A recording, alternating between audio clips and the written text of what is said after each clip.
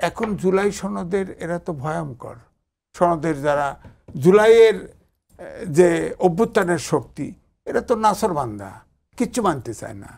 আপনারা একমত হয়ে একটা সংসদ নির্বাচন করলেই তো হয়। জুলাই সনদের আইনি ভিত্তি চান, আইনি ভিত্তি তো সংসদ দিবে, সেটা আপনারা করেন, জুলাই সনদ করেন, করে একমত হন, একটা চুক্তিতে আবদ্ধ হন, সততার সাথে এটা সংসদে নিয়ে পাশ করেন। সংসদবিহীন আপনি জুলাই আইনি ভিত্তি কি করে দিবেন? সংসদে তো দিবে, কিন্তু সংসদে দেওয়ার জন্য তো গণভোট লাগবে। সেটা এটা গণভোট কেন লাগবে? গণভোট অপ্রয়োজনে কেন?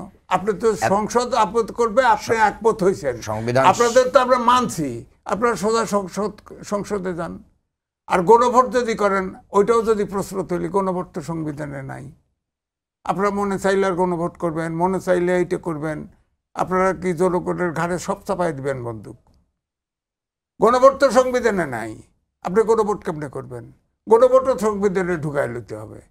আপনি এই আইনি ভিত্তি জুলাই সনদে আপত্তি নাই, আইনি ভিত্তি আপনারা সমঝোতা করেন, সমঝোতা করে সংসদ করেন, সংসদে সেটা সবার জন্য ম্যান্ডেটরি করেন, যে এটা মানে পাবলিক কমিটমেন্ট, যে এটা